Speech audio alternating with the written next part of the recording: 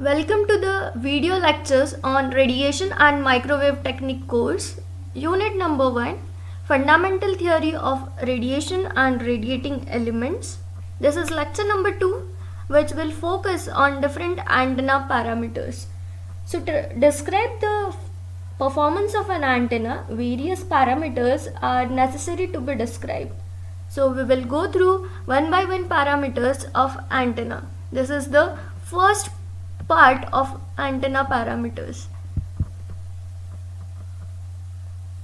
So in this video, the contents which will be covered are the learning outcomes, radiation pattern, beam width, polarization and the antenna field region. Now let's go through all these contents. Learning outcomes. So after completion of this lecture, a student will be able to understand different parameters of antenna like radiation pattern, types of radiation pattern, beam width, polarization of antenna, different types of polarizations and the antenna field regions. Now let's start with the first parameter, that is the radiation pattern. So now we know whenever a current is fed to a transmitting antenna, it starts radiating and the radiation is more in a particular direction. So for placing the receiving antenna, we should know the direction in which the transmitting antenna radiates more. So this radiation pattern, it has the importance. Radiation pattern or the antenna pattern is defined as mathematical function or the graphical representation of radiation property of antenna as a function of space coordinates theta and phi. In most cases, the radiation pattern is usually determined in the far field region. There are different antenna field regions. This far field region is one of the region among them. So mostly the radiation pattern is determined in the far field region and it is represented as a function of directional coordinates. The radiation properties of antenna include the power flux density, radiation intensity, the field strength, directivity or the polarization. The radiation property of most concern is the 2D or 3D spatial distribution of the radiated energy by the antenna. So mostly for the analysis of antennas, we go for the spherical coordinate system where the reference is point with the coordinates r, theta and phi. You can see in the figure, if there is any point in the space, the distance from the center is the r, the angle theta is the angle of core as you can see over here, and phi is the orientation angle of the point on this constant sphere. R varies from 0 to infinity while theta it varies from 0 to pi and phi varies from 0 to 2 pi. Now we will go through different definitions related to radiation pattern. The amplitude field pattern, it is a trace of received electric and magnetic field at the constant radius. Amplitude power pattern, it is a graph of spatial variation of power density along a constant radius. For antenna, the field pattern typically represents a point of magnitude of the electric or magnetic field as a function of angular space described in a linear scale. Power pattern in linear scale typically represents the plot of square of magnitude of the electric or the magnetic field as a function of the angular space. The power pattern in dB represents the magnitude of electric or magnetic field in decimal as a function of angular space. We will see this in the figure. You can see this figure number 1. It represents the antenna field pattern. The second figure shows you the power pattern described in linear scale and the power pattern in decimal. The electric field is shown over here in the figure.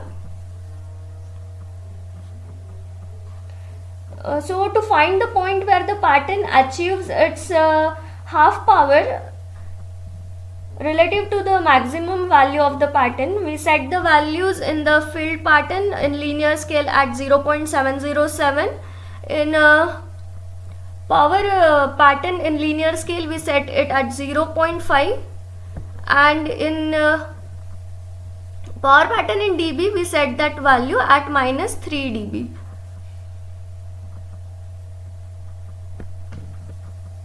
Now we will see what the radiation pattern lobes are.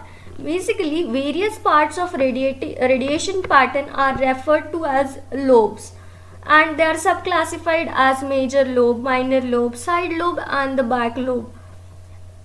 The radiation lobe is the portion of radiation pattern bounded by region of relatively weak radiation intensity. As in the first figure showing you the radiation lobes, you can see the some of the lobes, they are having greater radiation intensity than the others.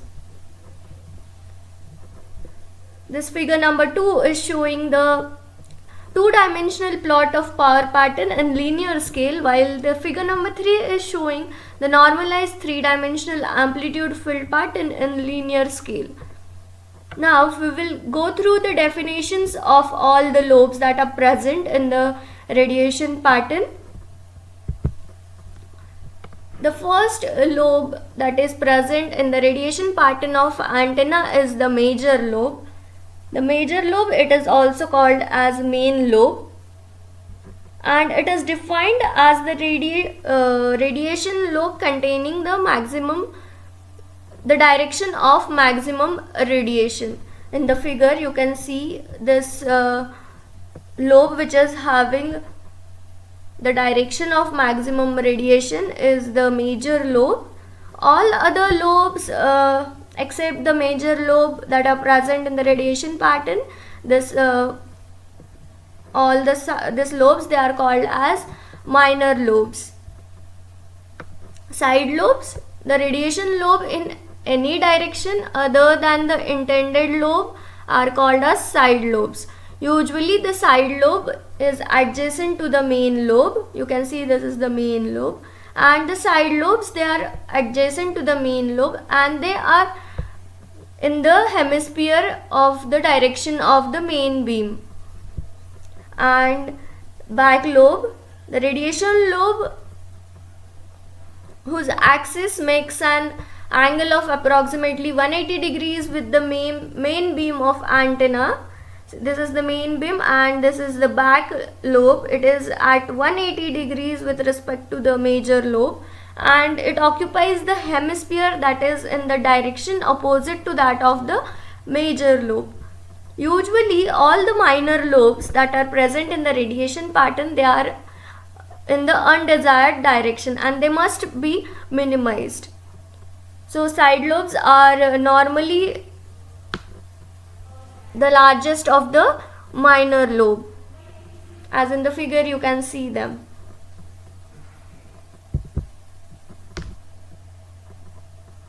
Now we will see the radiation pattern of different antennas like isotropic antenna, directional antenna and omnidirectional antenna.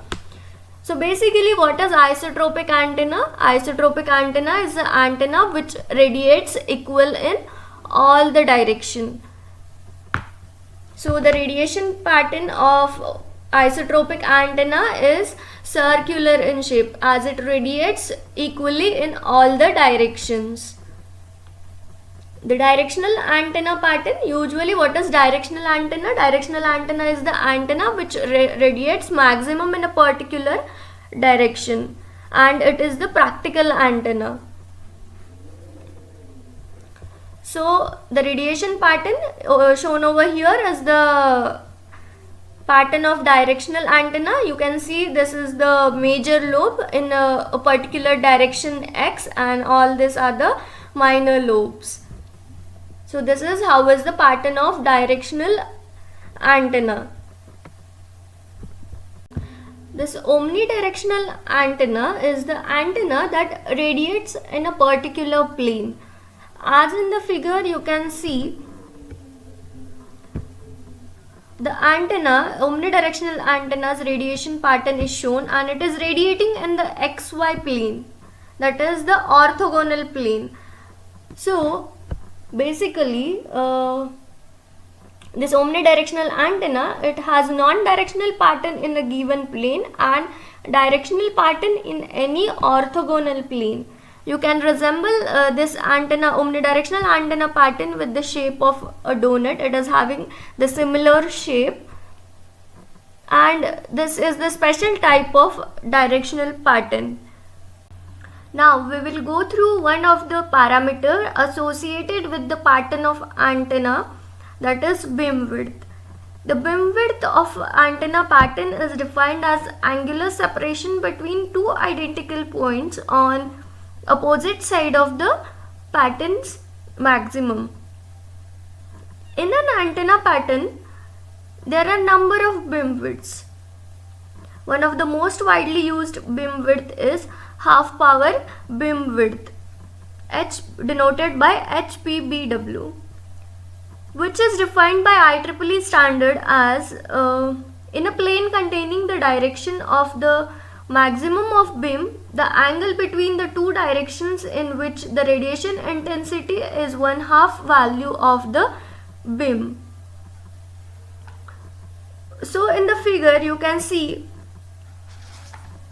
the 3-dimensional and 2-dimensional power patterns are shown. For the power pattern, we know in the linear scale, the value where we achieve the half power related to that of the maximum value of pattern is 0.5, while for the field pattern in linear scale, we have half power at 0.707 of its maximum value, and for the power pattern in dB, the value is -3 dB, where we achieve the half power of the maximum value. So when we mark those points on the major lobe, the angle between this points, which is formed by drawing the lines in between these two points, is half power beam width. And one of the other beam width associated with the antenna pattern is the first null beam width, denoted by FNBW. It is the angle between the first two nulls. As in the figure you can see, this two are the side lobes. The side lobes, they are referred to as nulls also. So you can see this two dotted lines plotted from the side lobes. The angle between these two points is called as first null beam width, and it is also called as, sometimes called as 10 dB beam width. Now let us describe the concept of polarization. So first we will go through the polarization of antenna. Polarization of an antenna in a given direction is defined as the polarization of the wave transmitted or radiated by the antenna. So whenever the direction is not stated, the polarization is taken to be the polarization in the direction of the maximum gain. The next thing is the polarization of radiated wave. It is defined as the property of electromagnetic wave describing the time varying direction and the relative magnitude of electric field vector. So here I am talking about only the electric field vector, but whatever I will explain related to electric field is also applicable for the magnetic field. The next is polarization of wave received by an antenna. It is defined as polarization of plane wave incident from a given direction on the antenna and having a given power flux density, which results in maximum available power at the antenna terminals. There are two concepts more related to the polarization, that is copolarization and cross polarization. This copolarization is the desired polarization, that is the required polarization, that is the polarization is intended to radiate or to receive. cross polarization, it is orthogonal to the desired polarization or the required polarization. So now consider if there is a signal that is vertically polarized, then the copolarization, that is the required polarization or the intended polarization, will be in the vertical polarization, and the cross polarization will be opposite to that of copolarization, that is orthogonal to the desired polarization. So if the signal is vertically polarized signal, then the cross polarization is horizontal polarization. Remember this.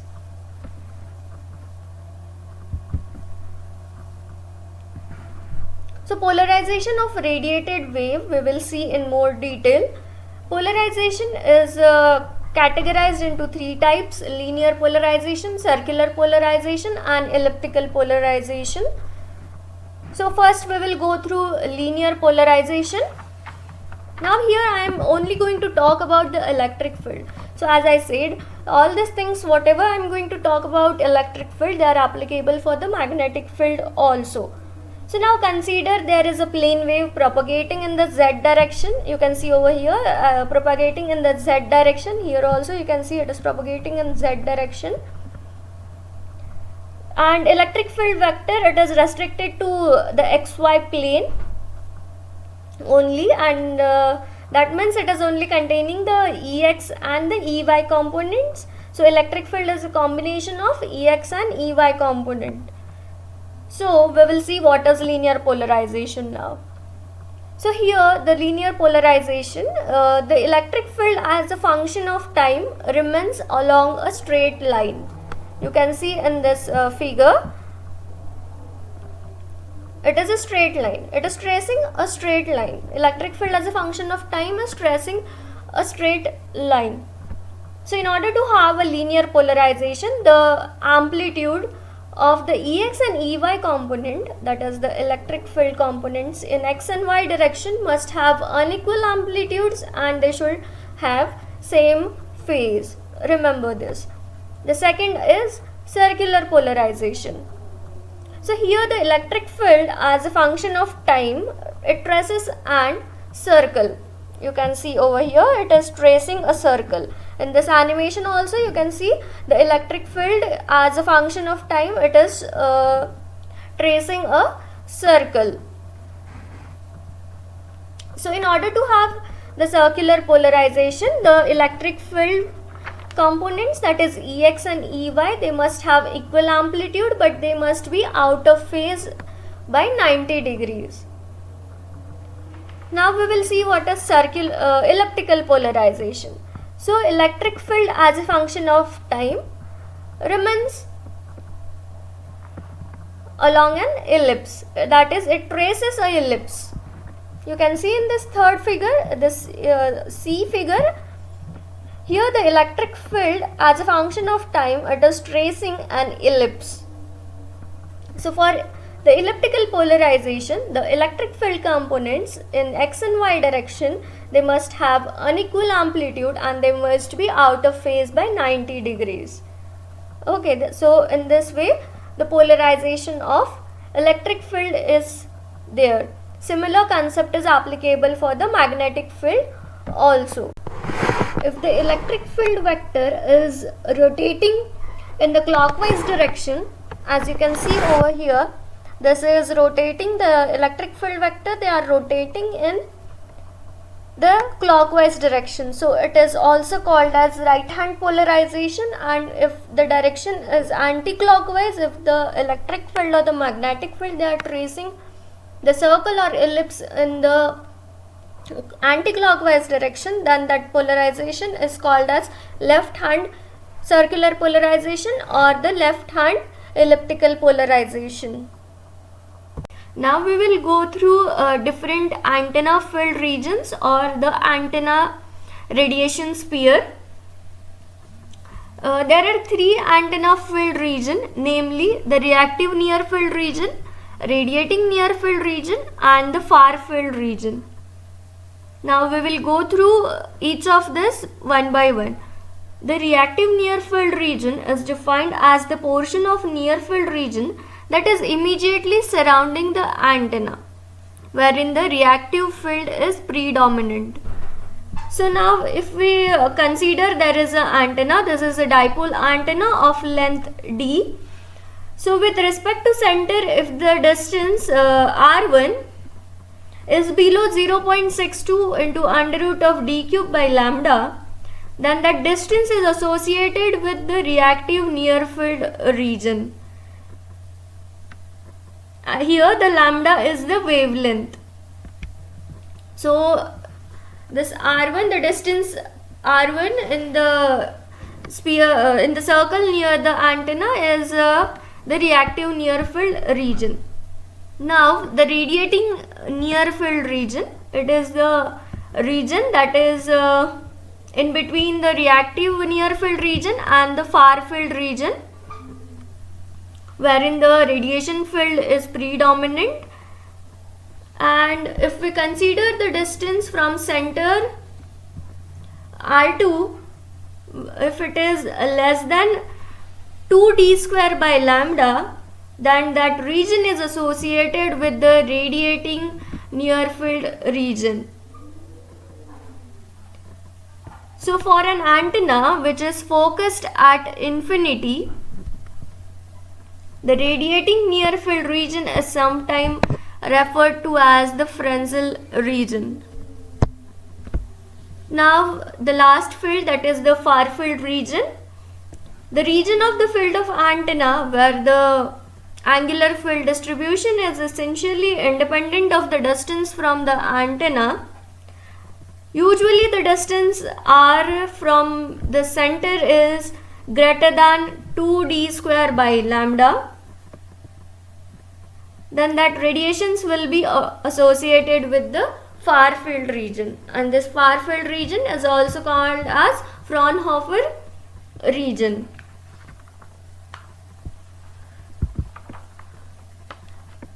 So here in the figure, the different field regions of antenna, they are shown. So here you can see the field distribution in the different region is shown. So the radiation pattern is shown over here for the reactive near field region. It is not having any shape, it is very much a disturbed pattern. You can see here the pattern of radiating near in the radiating near field region is shown,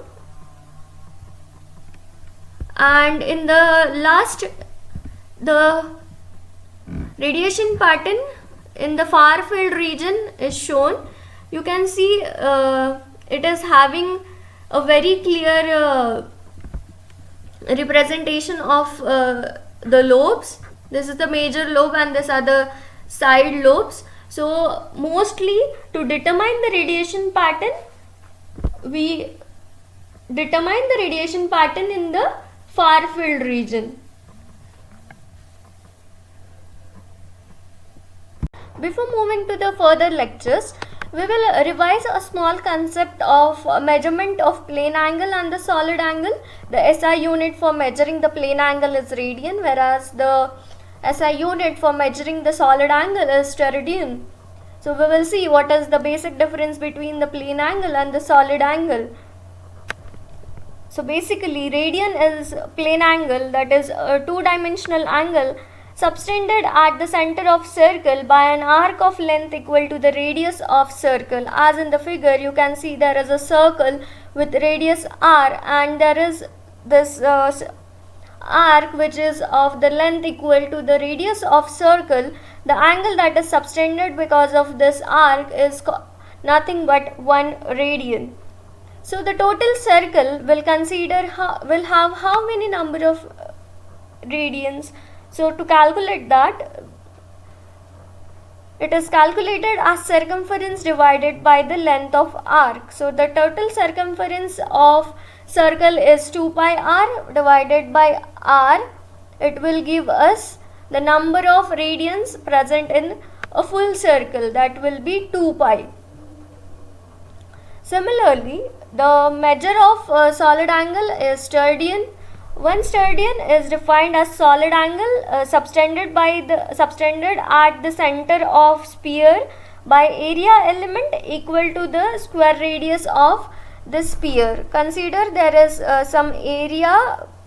It is having area r square, that is the radius equal to the radius square. The angle that is subtended because of this area is nothing but 1 steradian. So in the sphere, consider this to be a 3-dimensional figure. Even though it is not visualized in the figure in the PPT, consider this to be a 3-dimensional sphere.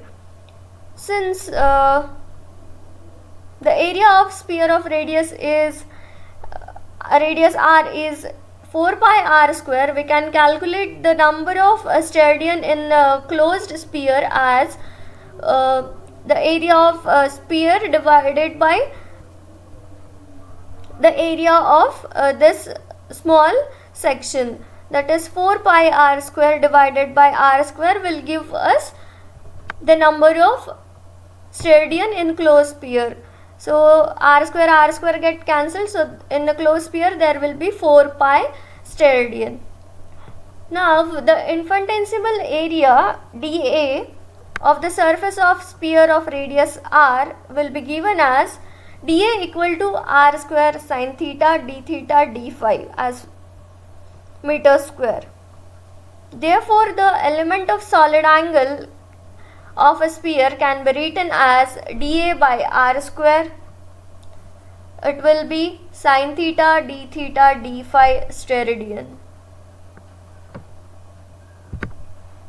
Hope you have understood the different concepts that we have described or elaborated in this video, like the radiation pattern, the different lobes present in the radiation pattern, the beam widths associated with the radiation pattern, that is half power beam width, first null beam width, the concept of polarization, types of polarization, that is linear polarization, circular polarization, elliptical polarization, and at last we have seen the radiation sphere or the antenna filled regions, and we also have seen the difference between the steradian and the radian.